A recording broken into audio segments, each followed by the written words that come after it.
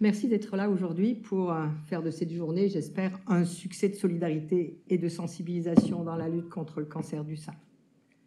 Je souhaitais vous présenter cette belle affiche de la Ligue contre le cancer. Vos seins sont parfaits. Et elle correspond totalement à ce que nous, les femmes, vivons au quotidien. À cause des standards, de la beauté, de tout le monde, que tout le monde nous impose, et qu'on se laisse imposer, d'ailleurs.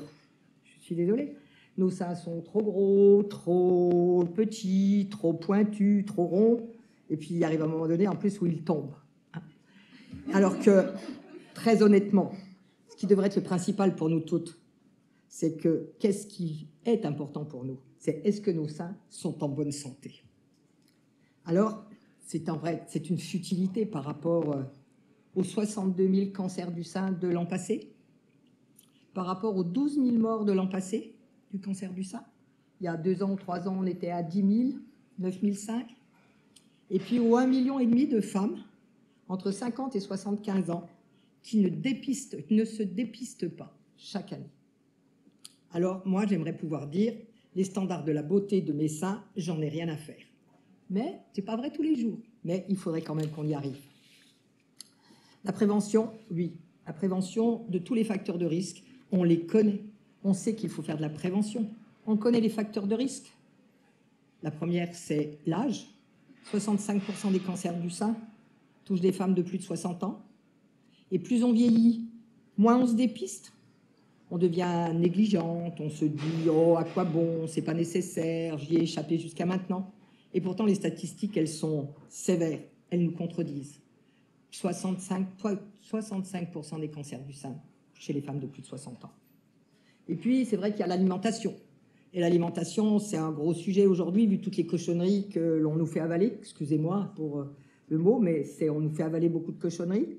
Et puis qu'on avale avec plaisir, d'ailleurs, vous avez remarqué. Et en plus, on les donne à nos enfants et à nos filles, alors qu'elles sont pleines de perturbateurs endocriniens, tous ces plats cuisinés, plein de œufs et quelques, et puis, etc., etc.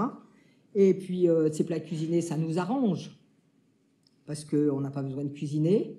Et en plus, quand on les met au micro-ondes, on met une belle cloche en plastique dessus, parce qu'on ne veut pas nettoyer notre four à micro-ondes après. Et c'est plein de perturbateurs endocrinos, cette belle cloche qu'on met.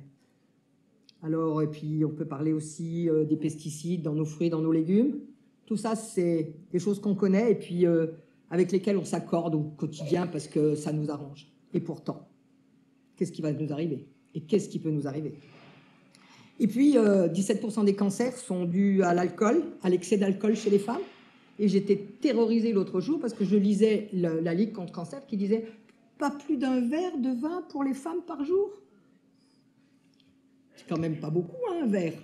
Et j'en parlais hier soir avec certaines d'entre elles qui me disaient « Oh là là, tu vas déjà nous imposer de ne plus boire de vin ?» Et plus c'est exponentiel. Plus on boit et plus on a de risque de cancer du sein. Et puis l'activité physique, tout le monde le sait, mais se fait-on suffisamment violence pour bouger? On sait que l'activité physique, c'est une prévention du cancer du sein et c'est aussi, surtout, une grosse prévention très importante dans les récidives. On ne demande pas une activité physique digne des Jeux Olympiques qu'on va avoir l'année prochaine. Non, on demande simplement une activité physique modérée. C'est descendre une station de métro avant celle qu'on descend habituellement. C'est prendre le vélo de temps en temps le week-end, etc., etc. C'est aller nager un peu quand nos piscines sont ouvertes, puisqu'il n'y a plus de moniteurs de piscine. Donc, on les ferme le week-end. Donc, battons-nous pour qu'elles restent ouvertes. Et puis après, bien sûr, il y a la génétique. Mais ça, la génétique, on n'y peut rien. Et puis, vous aurez tout à l'heure une présentation sur la génétique par le docteur Daniel Toledano. Celle-ci, on n'y peut rien, elle est inégale pour chacun. Et puis, bien sûr, il y a la négligence. La négligence sur le dépistage. Alors, on dit quelquefois c'est le manque d'argent. Eh bien, c'est vrai que nos radiologues, cette année, ont décidé que vous n'auriez rien à débourser si vous voulez faire votre dépistage pendant ce mois, en disant qu'il était important que tout le monde se mobilise. Alors, s'il vous plaît, motivez vos filles, vos mères, vos voisines, vos cousines, vos nièces. Faites que ce fléau arrête d'augmenter. Tous les ans, il augmente. Et depuis 10 ans ou 12 ans, je ne sais plus depuis combien de temps on se fait cette journée, tous les ans, on s'aperçoit que ça augmente. Et ce n'est pas possible. Il faut qu'on fasse quelque chose. Donc, il faut qu'on se mobilise. Et ce mois-ci, il est fait pour qu'on se mobilise et qu'on sensibilise tout le monde. Voilà ce que je voulais vous dire. Donc aujourd'hui, je vais vous souhaiter une très belle journée avec de la science ce matin avec nos médecins. Et puis cet après-midi, ça va être du bien-être. Puis c'est important, le bien-être.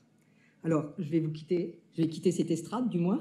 Je vais passer la parole d'abord à notre députée, Madame Le Grip, qui est obligée de partir après. Et puis après, je passerai la parole donc à Madame Laure Tenoudji, que tout le monde connaît et qui est un emblème de la télévision française. Donc voilà. Donc je vous souhaite une très bonne journée à tous.